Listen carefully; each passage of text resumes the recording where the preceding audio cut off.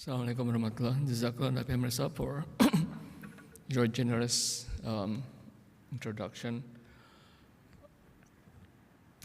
I have to twist a little bit the title of this. Apologize for that. And instead of looking for the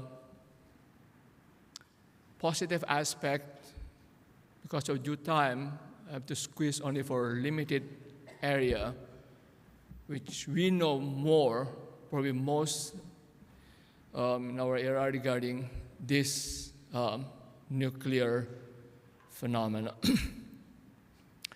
My title is Unleashing the Strongest Interaction in the Universe, with the subtitle Impact of Nuclear War. Maybe quickly here. There is the most interesting about physics. We try to explain anything from the smallest particle or even subparticle, if there can be, to the largest object, galaxies, even claim for the universe. And this is under simple underlying principle in physics. When the completion of quantum mechanics in 1920s, Paul Dirac, famous physicist, he claimed that with the discovery, you can call it, or the invention, I prefer to call it that way, of quantum mechanics, all chemistry has been answered. So the fundamental aspect of chemistry can be described by quantum mechanics. So what is this interaction that I'm talking about here? Now we already come to the realization that all matters and forces can be reduced into very handful of numbers. Pre-Greek or during the Greek era 2,000 years ago, or even the Chinese philosophers, they would put elements as 4 elements: air, earth, water, and fire as the elements. And then Greek philosopher Aristotle added the 5th one called ether. But the term elements has changed and developed, and finally we boil down, try to reduce all the matters into these small numbers, but yet we still have so many numbers. You have more than 3 or 4, it's considered many. So we have what we call it quarks and leptons. Quarks are the smallest entity that make up, later on I will discuss about this, nucleons. And then electron is part of the, call it leptons. Let me run this here, oops. There is an up quark, down quark, charm quark, strange quark, top quark, bottom quarks. This is 6 quarks, and every individual quark has a color. There are 3 colors of individual quark. Just call it red, blue, and green, and there's something to do with the color that we observe. And then you have leptons. In the end, electrons is one of the family there. There's another elementary particle which is not known very much. This is called neutrino. They just pass through our body and then go through the sun. And then, and this we call the neutrino. And later, in 2012, the so-called Higgs boson has been discovered experimentally, and this make up the whole set of the particles. How about the forces? The forces we have electromagnetic force, and then you have gravitational force. There are 2 unfamiliar forces which has been introduced here, which become the topic of our discussion, our journey today. One is called strong force, and the other one is weak force. And right now we are focusing on the strong force.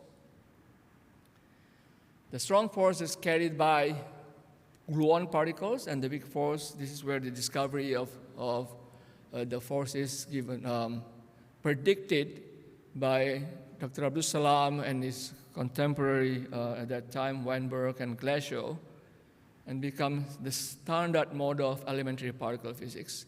And yet, gravity is still out of the picture. And as far as the particles, they've been labeled by mass, and then spin. Just think about how Earth spinning on its own as rotation. Similarly, particles, these elementary particles have a spin. Interestingly, they are very limited values. They are quantized. So basically, either the number is 1/2 or 1 or 0. There's no 1/3. This is the characters of quantum mechanics that enter into these elementary particles. So moving forward, what are these quarks here? If an apple hit in your head, so it consists of fructose molecules, and one of the most important atom there is carbon atoms, consists of 6 electrons, 6 electrons and 12 the electrons here, 6 electrons, I mentioned correctly, and then 6 protons and 6 neutrons. And every individual protons and neutron consists of quarks. This is basically what the idea of quarks is given here. This is I only have 2 minutes to quickly summarize this. So we have a nucleus, and then it consists of protons and neutrons, and now protons consist of the quarks. Going forward here, all of these mediators of particles is called forces, and I call this one as these messengers. In one, just quote the quote from Surah Fatir, verse 2 here. These angels carry 2, 3, and then 4 wings, very similar to the mediator of in strong forces here. You have 2 wings and 3 wings and then 4 wings. We can discuss this later on the time after this talk here. And then nuclear force is pretty much like molecular force here. So water likes bound molecules, and nucleus is basically pretty much bound nucleons. So going forward, this is basically the study that I'm looking for, the table of nuclei. It basically can be explained with a single phenomenon. And then the majority of the materials that we have is in the star. Unfortunately, unlike the electromagnetic force that we are familiar with now, the strong forces still produce the catastrophic result on this one here. One is through fission, and the other one through fusion, which basically devastated the entire future humanity. This is basically the main topic that I'd like to bring about. Fission, so the nucleus is breaking up. The way you do it, you bombard a nucleus by a neutron here, and then it's shaking, and finally it breaks up into 2 pieces here. I'm just quoted this remark as about the atoms here. And the characters of this nuclear explosion, it consists of 50% of blast and shock waves. The radiation itself, which people may think that is the most important effect in our daily life, has long-term result. But as far as the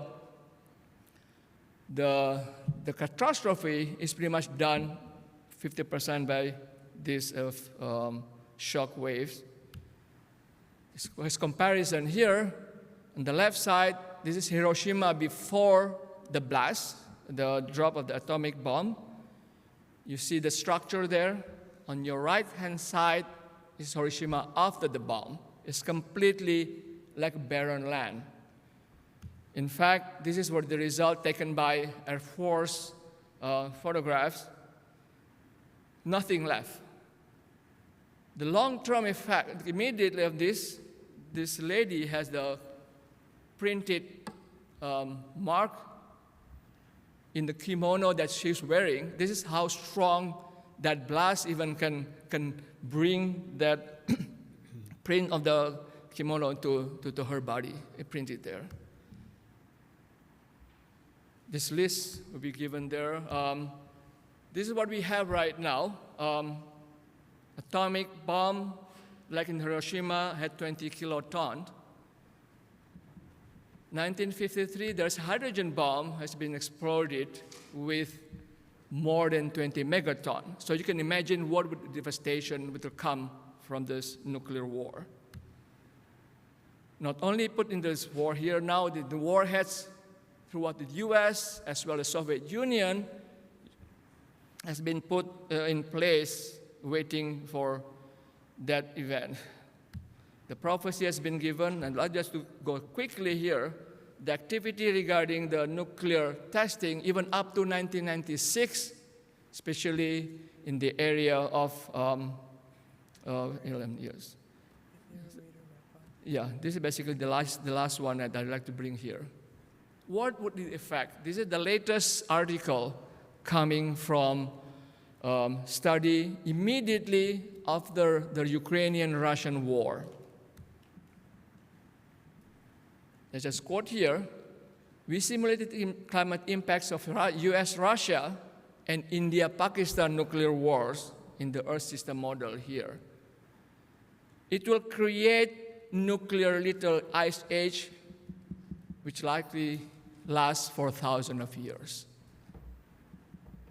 So this is the bad aspect of the nuclear, the strong forces that we just learn how to deal with it.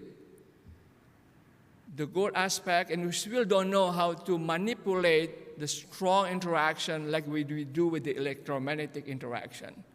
So I just stop here and waiting for your response for the questions. Jazakallah.